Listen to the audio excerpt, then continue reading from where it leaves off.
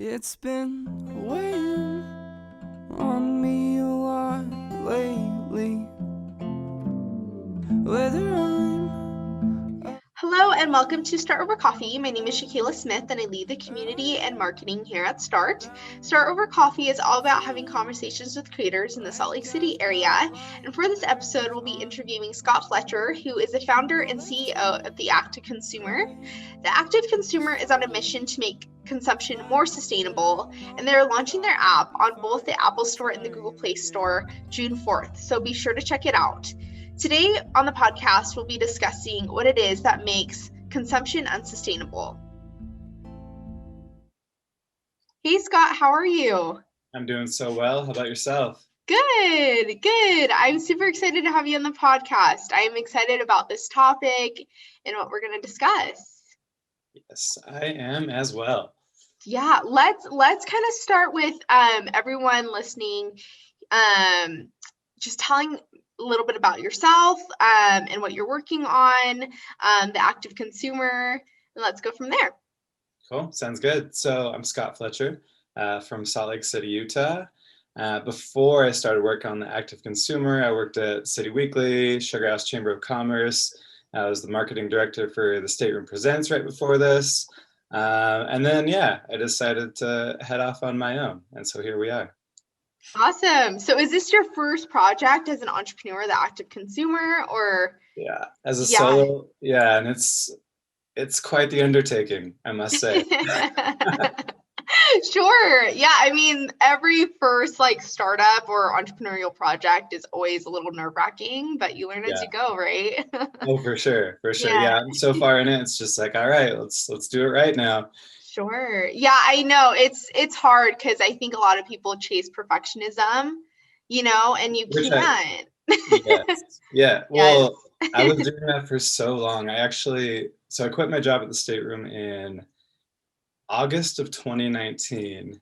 Crazy. And it took until April of this year to get my website up because I was just nitpicking every detail. And even with my app launch, which is coming up this Friday, I could have done it a long time ago, but I'm like, oh, what if this color was different? What if this color was different? And then, just reading online, it's like, you just got to do it. You just got to put it out there and, make it better from there. But you have to do something. Yeah. So that's what I'm doing.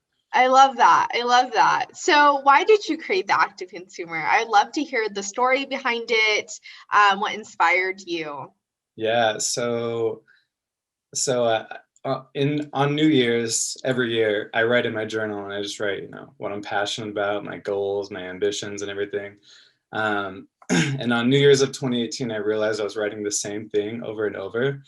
And that was, I wanted to start my own business. And I mean, primarily I wanted to do something to help the planet, the environment, the people in it, So at that moment, I set a goal that I was going to save all my money. So I saved 80% of my money from January of 2019 until August. And I quit my job, went up to my girlfriend's cabin for a few weeks with just books and papers and just everything. And I just meditated on the issue and I was like, all right, what is this going to look like? A few books inspired me and I came back with the idea that I was going to create a website with small tips for changing, daily tips you can do for changing the world. And I was at the cabin, so I didn't have internet. So I got back and then I realized everybody in the world is already doing that who wants to create a change. So for the next month or two, I just started researching it, what it was that's actually at the root issue behind all of this. And that to me came down to consumption. And, so the question I then had was, what is it that makes consumption unsustainable? And at that point, I fell into this economics theory called the Theory of Externalities. From that, I just created an entire business out of it, and the Active Consumer became a thing. So the question, so how do we become better at consumption? That's probably super loaded, but how do we become better? So, all right, so let's explain how I got to that situation. So the theory of externalities, what is it, right? So an externality is an impact on a third party from the things that you buy. So, if you buy a fast food combo meal, right? How were the animals treated? How's the waste disposed of? Did it affect the local communities? Are they getting mechanized systems and kind of messing with the community and the employment rates and everything, so an externality is the consequences to somebody else from your production or consumption. Whereas like a hidden cost would be like, if you eat a hamburger every day, you might end up with, heart disease and have to go to the doctor. That's Right. something that you specifically will have to pay for. Right. Whereas an external cost is somebody else has to deal with. So the issue behind consumption is that there's all these externalities to everything that we're purchasing, right? There's this I don't know if you watch The Good Place, but there's unintended consequences to everything that we do, we produce or consume. So the goal of the active consumer then is so a conscious consumer is a consumer who consciously chooses where they want to put their money, right? So you consciously choose to buy a salad over a hamburger. You consciously choose to buy an electric car over a gas-powered car. An active consumer is somebody that does consciously consume, but also engages in the economics behind what's going on. So, like if you can't afford an electric car, maybe you can donate to an organization who's doing research and development on these so that they become more affordable for the average consumer, so that the next time you buy a car, maybe they're available at a price point that you can purchase. So the active consumer is a conscious consumer who's also actively engaging in the economics of consumption. Okay, I love that breakdown. I think I thought of the first example, like just in my life, right? It's just so easy to be unconscious sometimes, and I think most people typically are, right? Yeah. And my friends and I, we were just discussing this like last year, how we are like stopping fast fashion. Like we're not going to consume it. Like they could produce it, but we won't consume it. And that's a hard thing to do, right? It's like if it's cheap, especially, it's easy to just easily consume. I mean, that's why McDonald's is McDonald's, right? And people are like, oh, I'm going to stop here real quick because it can feed me and my family. And that's really difficult. What have you seen are like ways to be conscious and a conscious consumer without breaking the bank, kind of like you were saying, like donating to a nonprofit that's doing research or whatnot? What are some other ways or strategies people could be more conscious? Yeah, so I mean, that was kind of the goal. I have this, what is it called, a Venn diagram, the three circles. Sure. And like kind of the three ways that you can make a difference are, getting involved. So, getting out there, making your voice heard, and then supporting the organizations that are making that change, and then making sure that those organizations are affecting the policies that you actually want to see. So actually voting in the candidates you want to see and supporting the organizations that can do it, right? So it's this three-part, like what you can do, what the organizations already doing are doing, and making sure that the policy is in line. And so that's how this Venn diagram, it's these three circles with the active consumer in the middle, and it's what we're trying to do is, because what our platform does, it allows you to donate socially and get involved socially. So what happens is, you donate your money, you choose the causes you care about, and you send that to an organization who's then using their power to influence public policy. So this like circle of change, right? So conscious consumption is one part of like, doing your voting with your dollar. But back to the fast fashion thing, which is the perfect example, because there's so many issues with fast fashion, it's insane. It's crazy, but Yeah, I could get into with it fast too. fashion, so like H&M, right? So they have you'll go to H&M and you'll see a $7 shirt and then you'll see their conscious line, right?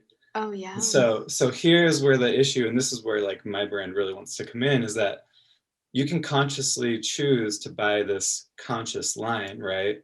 But what does that actually mean? You know, and that's where, so your individual part was making sure you buy this conscious line, but then which organizations are making sure that this conscious line is actually anything and not just a marketing gimmick, which is greenwashing, right? And so you'll see this all the time. Like when it comes to food, it's insane. So like, or anything really. So cruelty free, for example, if you look at the FDA's website, it literally says unrestricted use of these phrases by cosmetic companies is possible because there's no legal definition for these terms. Which means that anybody can do that. Anybody could create a company, call it cruelty free, and just put it out on the market. So that's the issue with being a conscious consumer, is that you're spending your money on these more expensive products, but is it actually doing anything? And you know, it's hard to say. Free range, natural, organic, all of those definitions are very like up to what the producer says they are, and they can change it at any time. So, you know, the fast fashion one, like this conscious line, this is where the next stock gets connected, right? You can buy this more expensive shirt, but it doesn't mean anything. So yeah, I don't know if we're talking about the app right now, but the app's coming out, and that's what happens with that is that when you buy this conscious line, it's spare change based and it rounds up. Okay. And the spare change goes to an organization, making sure that if any company makes a claim of this, that there's a legal definition for that claim, so they can't just greenwash and say it, right? So it's connecting these dots, in that like you're buying the conscious product, which you should, and then you're donating a small amount to make sure that that's actually what you're looking for. Okay. I love it. I love it so much. I think it's easy. You know, speaking about the app, right? It's like that helps me even like downloading this app, and I'm super excited for this launch, but downloading this app, I don't have to think too hard, but I trust that your app is going to do those things as I'm doing it, right? Like I don't have to question too much about the definition. Yeah, because I think it was funny when you bring up organic, that's exactly what I was thinking, right? Because people could just label anything organic, cruelty free. And it's frustrating because as a consumer, you trust that these organizations are doing that, but you have to do your own research. So yeah, I love that. I think the active consumer is a perfect name for it, because you actively have to be, you know, researching and basically knowing who you're supporting, because that is a very hard thing. It is. It's crazy unless you're spending so much time on it. And like at that point, the problem with like creating this real change, right, is that it requires so many people all together. And if you have to do 5 hours of research to make sure that this shirt you bought is actually like what you're trying to buy, nobody's ever going to do that. It's so true. I mean, that's why H&M, that's why Forever 21 has been so successful in those ways. Yeah, exactly. No, for sure. And this is kind of a personal question and kind of your stance, but like I get frustrated by plastic water bottles because like they're sold everywhere, especially when you're on vacation. I literally just went on vacation over the weekend, Memorial Weekend, and I mean, I bought like a Starbucks reusable water bottle in the airport because I was like, dang it, I didn't bring my water bottle. But like, how easy is it to just like pick up a water bottle because it's already produced, it's already there, it's water, it's essential. How do we like fight that? Especially like in the water bottle market? Like, I think that's a huge issue. Yeah. So the theory of externalities, going back to that, right? Yeah. So there's these things that are supposed to happen. One is called a Pagovian tax. And what that is so like they produce something at a specific level, right? And if it's $1, 1,000 people will buy it.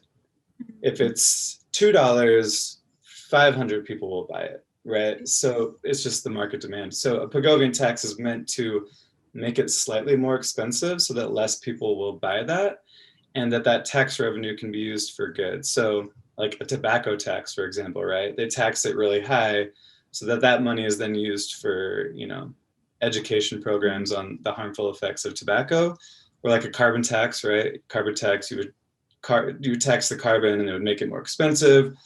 And then that would be used to, make some R&D or carbon offsets, stuff like that. So Pagovian tax is what's supposed to happen, or something of that sort. So like Pepsi and these companies producing these water bottles should be getting taxed to make it more expensive to the point where less people will buy them. But companies like that have such big lobbies, and I'm not going to say for sure, but it's very easy to say, hey, don't tax us and we'll give you a couple bucks. Yeah. Right? So these taxes that are supposed to be there to make these products less desirable, or like for example, if Coca-Cola had to pay for every bottle that was found in the ocean, maybe they wouldn't be producing that kind. Right. Maybe they would start researching a biodegradable option where the cost of that decision then equals out, because because the big change will come down to the big companies, and for big companies it's all about money, right? So you have to figure out how to make it more financially incentivizing to do the R&D than it is to get fined for finding the stuff.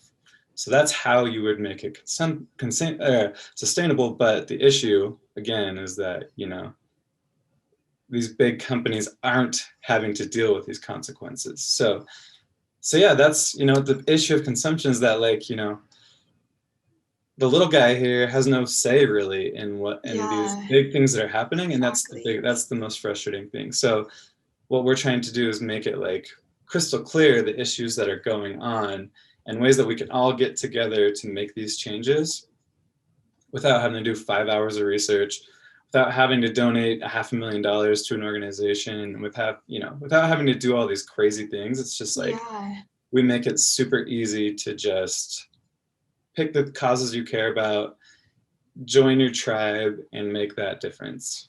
I love it. I love that there's movement with this app, because there's so many documentaries, especially on Netflix, that get released, and you watch it and you're so inspired and you're just like in awe, and you're kind of like you're kind of infuriated, and you're left with, what the hell am I supposed to do with that? Exactly. Right? And it's like, it's frustrating. Like you said, a lot of it has to do with the top, and basically corporations and people who make the money decisions, especially government, could do a little bit better with that. So I think what you said earlier with like who we put in office is also very important.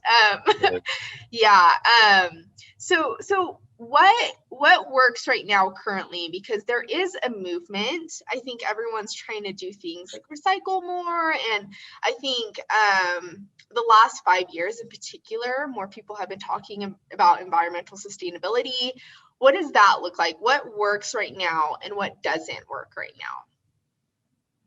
Yeah, it's really hard. Yeah. Because like recycling, for example, most people don't actually know what they should be recycling. Exactly. Especially with this whole like China stuff, but like aluminum cans and stuff can be recycled indefinitely, forever and ever. So you should always recycle those. Paper can be recycled, but it gets the quality goes down a little bit every time you do it. But plastics, like 1 and 2 can be recycled, but everything above that is just going to get thrown away, and it's just kind of a waste. Yeah. So like all these things that we're doing aren't necessarily making a big difference, because I don't think the education necessarily is there. And just like it's so ridiculous for us to have to worry about this. Like it shouldn't be the consumer's responsibility to have to know which of their plastics they can recycle and which can't, right? Yeah, I agree. So it comes down to this policy again, where like they have to be looking out for our best interests, the people that want to be making the change. But everything we do, like, you know, you don't actually know if it's making a difference because, you know, not everybody knows what can and can't be recycled. Like glass is great, aluminum always, plastics, who knows? But like, it makes you feel good to put it in the recycle can, even if that does mess it up. Yeah, that's like the pizza box thing. Like everyone's Yeah, always like, do we recycle a pizza box? It's like, no, because the grease, like you exactly. can't. Yeah. My favorite one is the compostable and biodegradable garbage bags, Oh God, yeah. which then everybody throws their garbage into. Right. It's like, what do you think is going to happen in the end? And that's like, anything in a landfill is not going to be compostable, right? You have to actually take it to a facility for that. So these claims are all just these greenwashing claims, right? And so, Yeah. yeah, what we want to get down to is just making sure that these claims can't be used just willy-nilly, right? There has to be a reason behind it. And there has to be like consequences for using things and then not living up to it. So that's kind of like, that's why we have to tie it together, is because, you know, we can try our best to recycle everything, but who knows if it's actually going to do anything. But we can make sure that, like, the policy incentivizes what we want to see. For, another one is like the farm bill, right? So the farm bill right now subsidizes primarily corn and soy, and animals, cows and stuff, are fed primarily corn and soy, and that's because there's a financial incentive for these companies to only produce that stuff. So when these incentives get switched around, then you start seeing change. Like the electric car market is the best example for this, because where public where policy and public opinion meet is where change can make. And so obviously the Tesla is beautiful, everybody wants it, and then government now, they'll subsidize electric vehicles. So it's like this perfect intersection where you're now seeing the Chevrolets, every single company is now creating this, and it's because this intersection of policy and public opinion. And so that's what needs to happen for all these things. Like, we can't be subsidizing corn and soy. We should be subsidizing organic something, right? But Right. like the organic that has an actual definition of organic. Right. No, I totally agree. And I think the active consumer is a good way for people to be a part of that policy change and the government change. I mean, like you said, it's kind of like all intertwined. It's all a web. Like we all need to do our part in order to propel forward and become more sustainable. Talking about sustainability, I know it's such a huge, it's a very vague general term, but I guess in the sense of helping climate change, becoming more sustainable, I mean, what right now are the short and long-term effects of us consuming at the rate we are right now?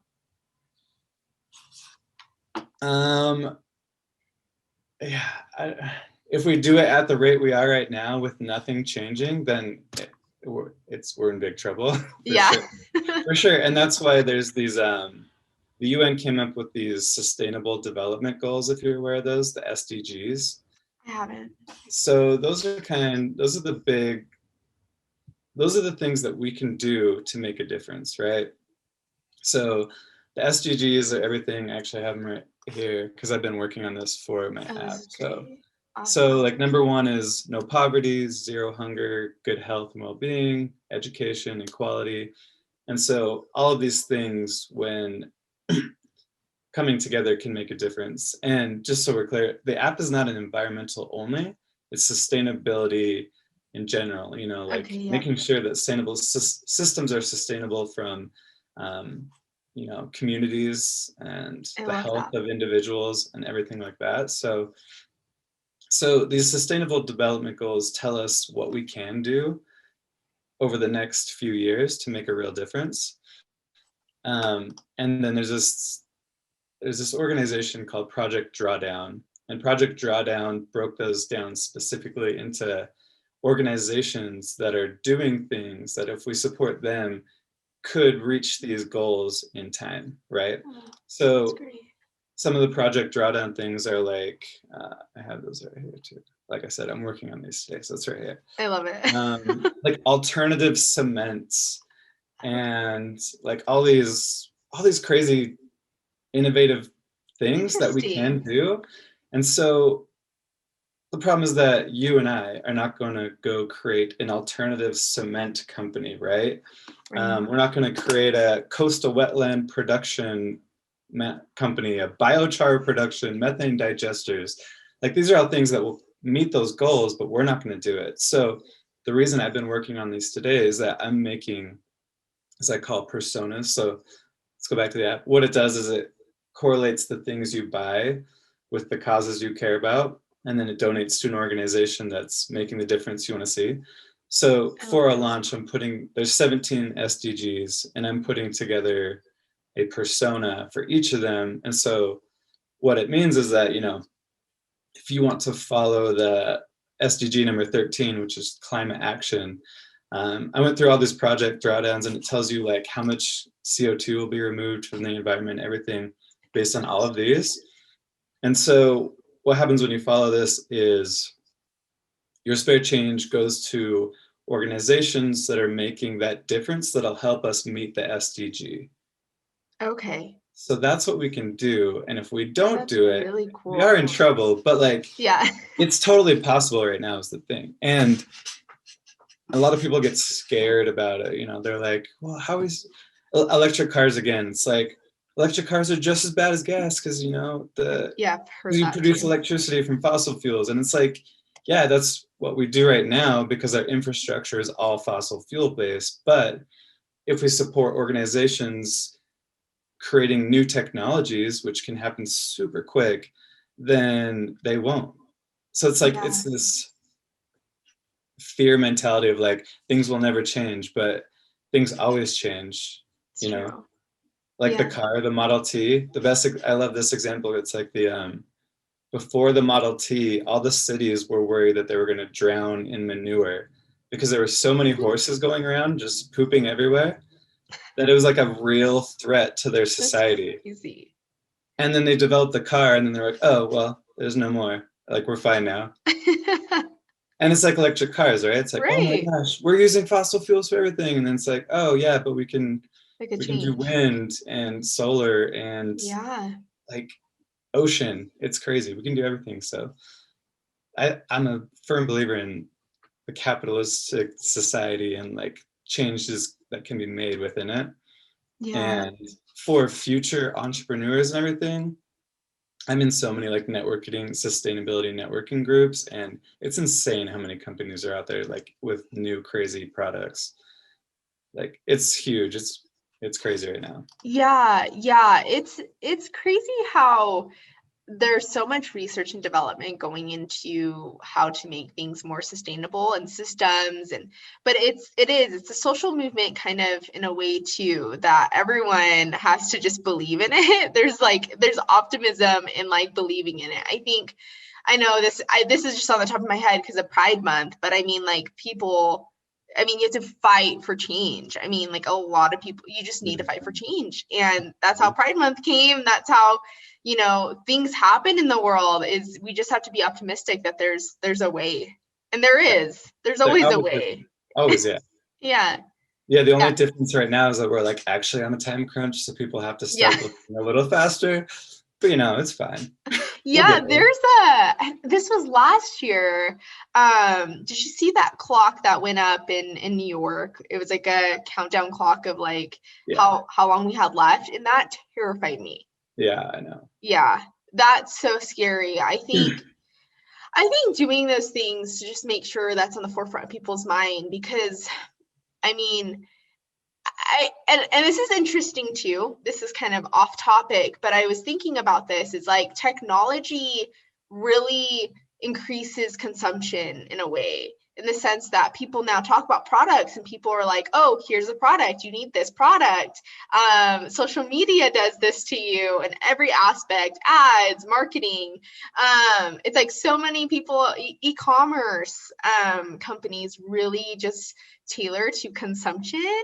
And there's so many people that say they're green, like you're saying, there's just so much noise now. And I think getting on a trusted app like the active consumer could really help that noise. But yeah, I think it's really interesting. I think being conscious could really be hard, but it doesn't have to be. Yeah, it doesn't have to be. Yeah. And that's what I'm trying to do is Yeah. it's so complicated. Like getting that website together, which is all just on information. Yeah. Literally, like, what was that? It was like, gosh, a year. I don't know how long it was, but it was ridiculous. And it was all just to like try to boil it down into like a super easy place to find this information, you know? It's not really out there.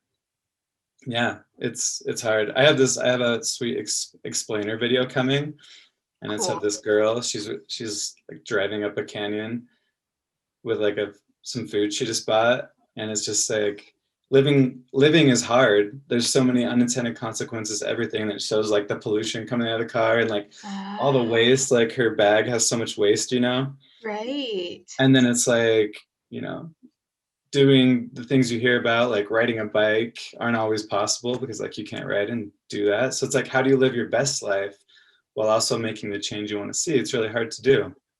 So yeah, it kind of explains like how you can use this system to, you know, make the difference without having to, like I said, donate $500,000 to an organization, spend 5 hours researching something, you know, go on the campaign trail with your favorite candidate, all these like crazy time intensive things, you know? Right. No, I totally agree. I love it. So talk about your launch a little bit. I want to hear kind of the plans for, you know, the 4th. It's in a couple days now.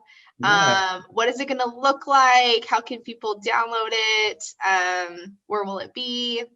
Yeah, so the app is actually called Econus, and it's a play on eco, onus, as in it's like our responsibility.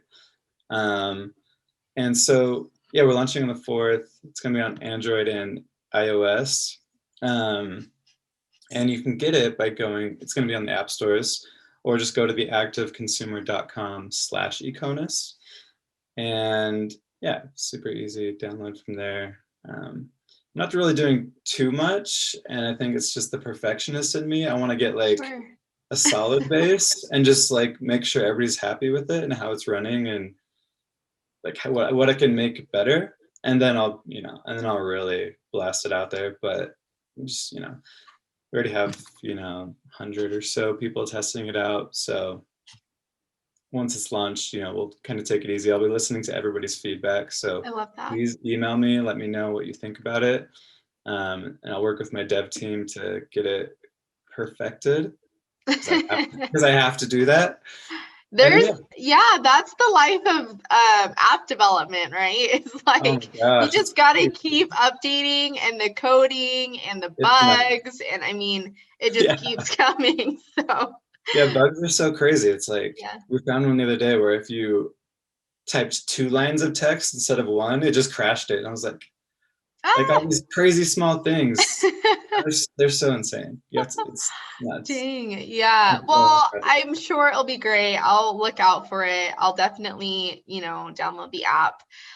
So what is some advice you could give to some other entrepreneurs that are wanting to be in this environmental sector or just sustainability in general? What's your advice? Just do it. Like the space is so insanely huge right now that there's more of an opportunity of you getting a job with one of these companies than there is going any other route. Like, you know, 5-10 years ago, the only thing you could do if you want to get in the space was like, oh, maybe I'll install solar, something like that, right?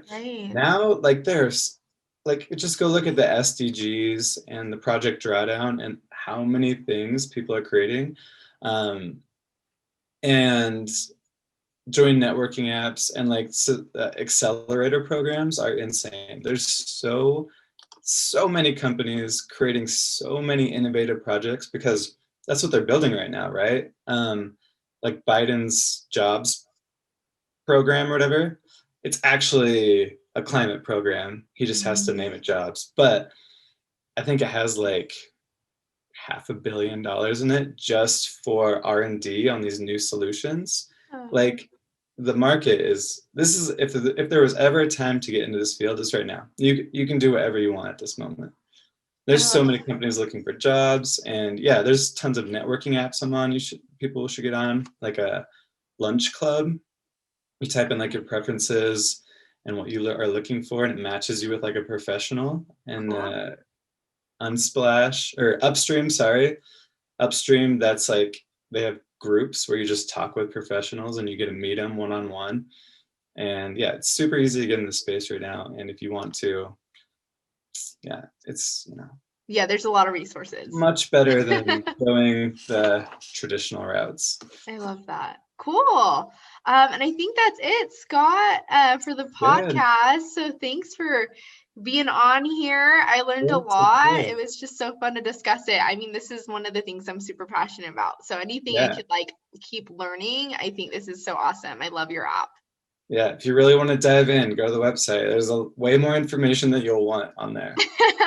I will. I'll definitely browse and learn from there. So, awesome. Okay. Well, thank you so much. Thank you, Scott. We'll see ya.